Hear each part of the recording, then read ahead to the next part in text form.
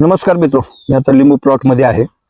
एक बाग याला कीटकनाशक बुरशीनाशक घेऊन जवळपास 15 दिवस झाले. काही प्रॉब्लेम नव्हता. तेव्हा जो तुम्हाला सांगितलं होतं की काळी बुरशी वगैरे ते डेट झालेले होते, परंतु कालच्या ऑब्झर्वेशनमध्ये काही झाडावर मावा आणि थोडं आणखीन काळी बुरशी वाढण्याची शक्यता वाटायला लागली. म्हणून आज फवारणीचं नियोजन केलेलं आहे.